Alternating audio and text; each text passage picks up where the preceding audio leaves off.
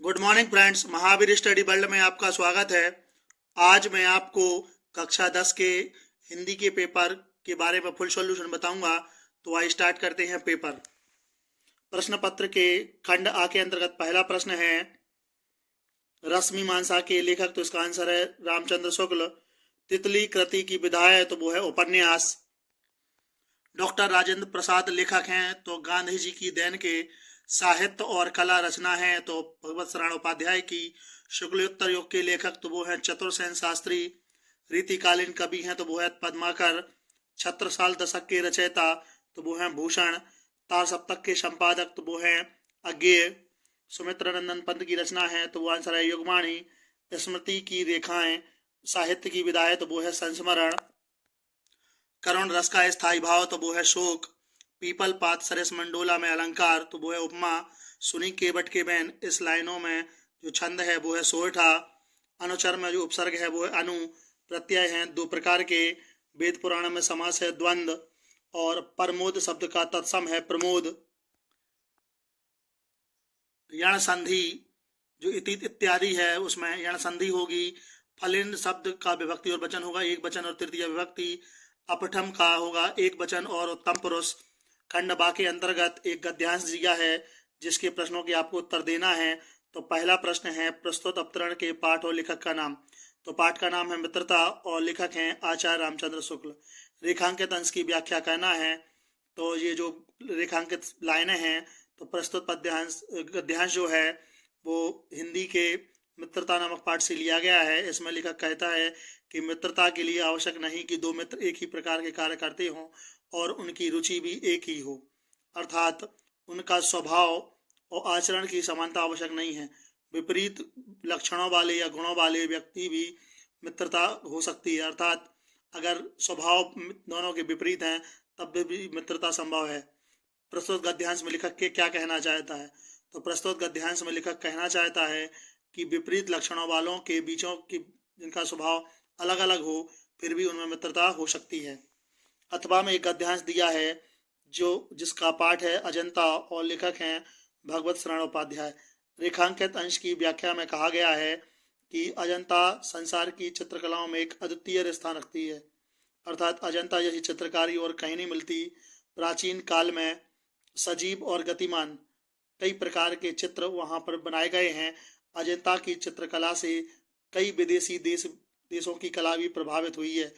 इस देश की अजंता की कला ने पश्चिमी एशिया के जो देश हैं उनको भी काफ़ी प्रभावित किया है। अजंता की कला का बाहर के देशों पर क्या प्रभाव पड़ा है? तो आंसर है अजंता की कला का बाहरी देशों पर कल्याणकर प्रभाव पड़ा है। प्रश्न नंबर 2 के अंतर्गत एक पद्यांश दिया है जिसके प्रश्नों के उत्तर देना है। तो प्रस्तुत पद्यांश का संदर्भ तो लग सकते हैं प्रस्तुत पद्यांश हमारी पाठ्य पुस्तक हिंदी के भ्रमर गीत से अवतरित है जिसके लेखक महात्मा सूरदास हैं। रेखांकित अंश की व्याख्या। तो रेखांकित अंश में जब उद्धव गोपियों के पास पहुंचते हैं तो गोपियां कहती हैं निर्गुण कौन देश को बासी। तो वो पूछती हैं कि उद्धव जी बताएं कि निर्गुण जो ब्रह्म है वो किस देश का निवास करने वाला है। हम आपसे हंसी नहीं करे सची सची पूछ रहे हैं। को है जनक, कौन है जननी, कौन नारी को दासी और कौन इसके माता पिता है और किस नारी का ये स्वामी है, कैसा वर्ण है, भेष है और किस रस का अभिलाषी है। इस प्रकार से इसका अर्थ हो जाएगा। तीसरा प्रश्न है निर्गुण ब्रह्म के वर्णन में क्या कठिनाई। तो निर्गुण ब्रह्म, क्योंकि निर्गुण ब्रह्म का ना तो आकार है और ना आकृति है, ना रंग रूप है, ना वेशभूषा है। इस प्रकार से निर्गुण ब्रह्म की कई वर्णन में कठिनाई है। अथवा वाले प्रश्न में ये पद्यांश दिया है जिसके प्रश्नों के उत्तर देना है। तो इसका संदर्भ होगा कि प्रस्तुत पद्यांश हमारी पाठ्यपुस्तक हिंदी की में चीटी नामक कविता से अवतरित है जिसके लेखक सुमित्रा नंदन पंत हैं। रेखांकित अंश की व्याख्या करना है। तो इसमें लिखा है कि जो चीटी है, कवि कहता है कि क्या आपने कभी चीटी को देखा है? वह बहुत सरल और सीधी है। वह पतली और काली धागे की रेखा की भांति है। काले धागे की भांति हिलती डुलती हुई अपने छोटे छोटे पैरों से प्रत्येक क्षण चलती है। वे सब एक पंक्ति में आगे पीछे अर्थात हिलडुल कर रहती हैं। इस प्रकार से इसका अर्थ हो जाएगा। तीसरा प्रश्न है कि कवि वह है पिपीलिका भांति के द्वारा जीवन के किस आदर्श के प्रति संकेत करता है। तो इसका प्रश्न होगा, तो इस प्रश्न के उत्तर में होगा कि वह निरंतर परिश्रम की ओर संकेत करता है। प्रश्न नंबर 3 के अंतर्गत संस्कृत का एक गद्यांश दिया है जिसका ससंदर्भ हिंदी अनुवाद करना है। तो ये जो गद्यांश है वो वाराणसी वाले पाठ से आया है। प्रश्न नंबर जो 4 है उसमें एक संस्कृत का पद्यांश दिया है। पहला वाला प्रबुद्धो ग्रामीण और दूसरा वाला जीवन सूत्राणी पाठ से आया है। इन दोनों में से किसी एक का ससंदर्भ हिंदी अनुवाद करना है। प्रश्न नंबर 5 में एक खंडकाव्य के प्रश्नों के उत्तर दिए हैं। निम्न प्रश्नों में से किसी एक प्रश्न का उत्तर देना है और अपने पठित खंडकाव्य के आधार पर आप प्रश्नों के उत्तर दे सकते हैं। प्रश्न नंबर 6 में 6 के कावाले में लेखकों में से किसी एक लेखक का जीवन परिचय और उसकी एक रचना का नाम लिखना है। कावाले में कवियों में से किसी एक कवि के जीवन परिचय और उनकी एक प्रमुख रचना के बारे में लिखना है।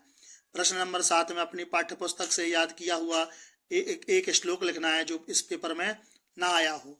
प्रश्न नंबर 8 के अंतर्गत किन्हीं 2 प्रश्नों का उत्तर संस्कृत में देना है। तो पहला है श्वेत केतु कस्य पुत्र आसीत्। तो आंसर होगा श्वेत केतु आरुणे पुत्र आसीत्। विश्वस्य स्रष्टा का, तो विश्वस्य स्रष्टा ईश्वर।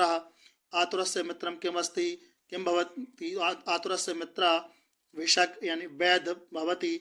चंद्रशेखरा स्वपितु नाम किम अकथयत। तो चंद्रशेखरा स्वपितु नाम स्वतंत्र अकथयत। और प्रश्न नंबर 9 और जो अंतिम है, तो इनमें से किसी एक विषय पर आपको निबंध लिखना था। इस प्रकार से यदि ये वीडियो आपको अच्छा लगे तो वीडियो को लाइक करें, चैनल को सब्सक्राइब करें और बेल आइकन भी दबाएं जिससे आने वाली वीडियो की नोटिफिकेशन आपको सबसे पहले मिल सके। जय हिंद।